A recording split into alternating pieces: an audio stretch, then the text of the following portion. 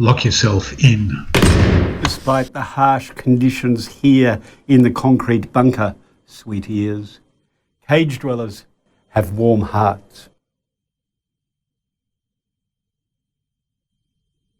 Some of us were trained from an early age to live in a cage and so have a deep and abiding empathy and understanding for other caved creatures, large and small. We value freedom, though possibly in a slightly different form than that espoused by the supporters of Clive Palmer and Donny Strumpf. Our hearts then were well warmed here last week at the news that the lions at Taronga Zoo had jumped their cage and gone for a walk. They already enjoyed 10 minutes of freedom and one of them got a taste of the tranquilizer dart before he could be locked back up.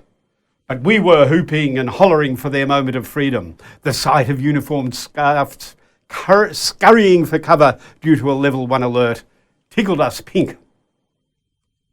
The book, Almost Human, is a heartwarming history of the Melbourne Zoo, filled with yarns about the deep and abiding friendship of the jailers or keepers, and famous characters such as the cigarette-smoking Molly, the orangutan. She escaped a number of times to terrorise the residents of the inner Melbourne suburb of Parkville. Other stories in this 1930s bedtime storybook are about Lizzie the elephant, or the heartbreaking Jacko the baboon, who, chained to a pole, performed a daily ritual of hanging himself for the entertainment of the punters. They'd all be screaming, "He's dead, he's dead!" And he'd hang there for a while and then open one eye and climb back up the chain to the top of the pole. One day, sick of the farce, or possibly by accident, the hanging worked. His dead body, swinging from its chain, graced the front page of the Melbourne Herald. Of course, it was an era where we had endless fun with animals. We strapped monkeys dressed as jockeys to the back of greyhounds for a jokey day at the races. And of course, we raced everything from snails and cockroaches to penguins. I kid you not. We enjoyed cruelty to humans just as much, with freak shows a popular feature of the animal show right up until the 1940s. Do you have an incurable medical condition, come from an exotic location, or can you be goaded into snarling and frothing like an animal? You could be locked up and exhibited for the pleasure of the viewing public and the profit of your captors. Of course, we cannot resist walking the fine line of voyeurism and moral outrage. The haunting line, "I am not an animal, I am a man," was made famous by Bowie in the Broadway play Elephant Man, subsequently a David Lynch film exploring the moral dilemma of saving a freak show exhibit just to introduce him to high society. A gritty Pygmalion, if you will. The recent psychodrama Nightmare Alley tells that story with an insider's twist. And so it is tempting, sweet ears, to use such ethical fables and high moral messages as absolving you and I from past sins. Unfortunately, the cruelty continues. Dwarf tossing was still a popular activity at Gold Coast nightclubs as recently as 2008. In 2016, a kangaroo that did not hop sufficiently high was stoned to death by the crowd at a Chinese zoo.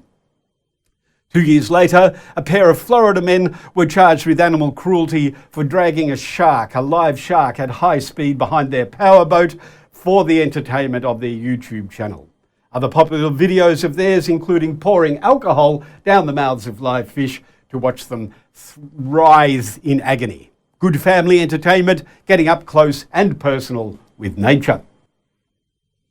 So, who, I ask, could love the zoological gardens? A section of the population have never been inside a zoo thanks to the moral outrage of their parents.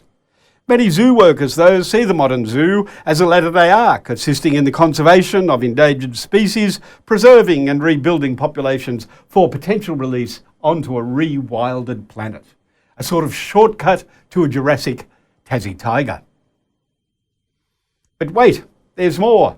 The Taronga Western Plains Zoo has a cultural program working with local Indigenous knowledge holders to run programs teaching tourists about Australian culture in the context of the land. As a regular visitor to the cage, sweet ears, you'll know that I keep a close watch on that fine line between preserving and respecting culture and reducing it to a theme park for our entertainment. A similar moral dilemma to that raised by Elephant Man. Let's give the last word to the science fiction writers. Ray Bradbury's Martian Chronicles lands American pilgrims on Mars, where they find themselves inmates of a lunatic asylum.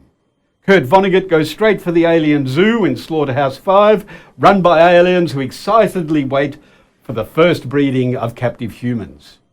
The image of Earth Mother Montana Wildhack tearfully nursing Billy Pilgrim is a sobering reminder that any cruelty our species has inflicted on others could well be inflicted as soon as next week on you.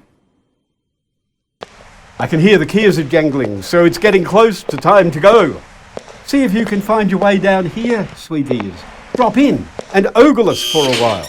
Who knows, I could convince El Brutus the Screw to swap you in and I out. That might be fun. Think about it.